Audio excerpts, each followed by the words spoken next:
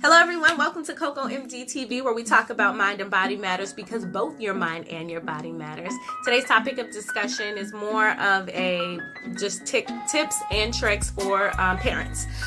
The reason why this video came about is because I'm working on a consult service right now where children are in a hospital and their primary team will say, I think this child needs to be evaluated by child psychiatry, so we'll come and we will evaluate the child. I've had multiple cases and very interesting things came about, and so I want to help parents to be able to get ahead of any mental illness or symptoms of mental illness or the impairments caused by mental illness in their children, or the consequences of mental illness, untreated mental illness in children. So the very first thing is I want to give you a disclaimer that I do not believe in terrible twos and I do not believe in rebellious teens. Children should listen whenever you tell them something, and that's from 2 to teenager. And the reason why I'm saying that is because I think when you talk about terrible twos and then it like extends to terrible threes, and it kind of gives parents this out like, oh, okay, this is just that. Like, no. Allowing somebody to go through terrible twos will allow it to become threes, fours, five, all the way up to teenagers. That's how you get a rebellious teen. So that's what I believe. Now, it's not to say that it doesn't start coming out at 2, like where kids are testing boundaries and things like that. But you put those boundaries in place, and then you very gently and lovingly enforce those boundaries. But they need boundaries. Okay, so that was that. And then also,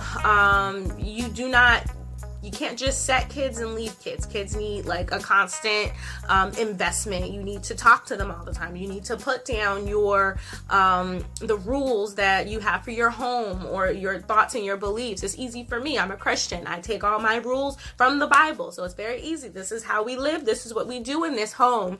And you have to keep coming back and revisiting it because kids it's not just like one and done. So those are my 2 things. And so now I want to go into the 3 tips that I have for you. So the first one is listen to them. Very easy. Listen to them. And I didn't say like obey them, like, oh, mom, let me like stay out all night. Like, no, just listen to them. They'll want to tell you why they want to stay out all night, who's out at the party or whatnot. And kids are different.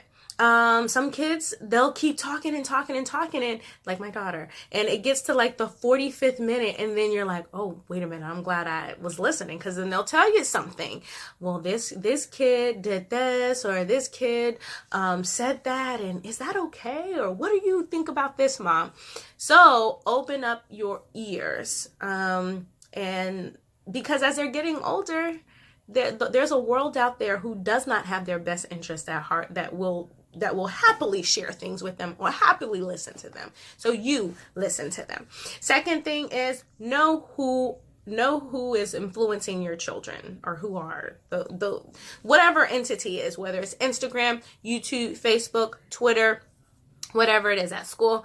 Know who is influencing them, what they feel is cool, who they think is cool, or know that. Doesn't have to be in like a weird, creepy parent kind of way, like you're like following them or anything like that. Ask them about it. Ask them who their favorite YouTuber is.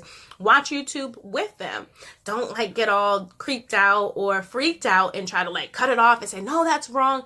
Listen to them. Figure out where they're going, how they're thinking. This can open up a door that may help them in the future. Asking them about the people who they follow on Instagram, what they think is cool. They may share some things with you. Oh, okay, well now I'm into working out a lot, and now I'm restricting my calories, or now I'm doing this, and then you're like, there's some things that are going, and then you can connect these, and then these things that are going on, and then better help your child.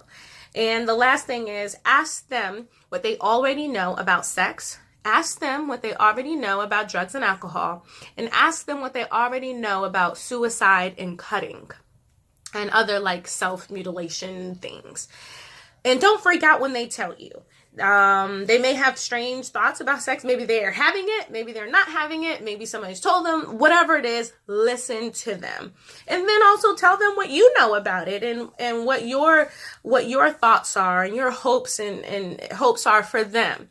So let that be a conversation, not a scary lecture or anything like that. So ask them what they already know. So those 3 things I hope have been helpful for parents. I do love my job, so I if somebody needs to see me, they need to see me. But hopefully these tips can like stop these problems before they even start, I guess. If you have any questions, you can always comment and ask. Please like, share, and subscribe. Take care. God bless.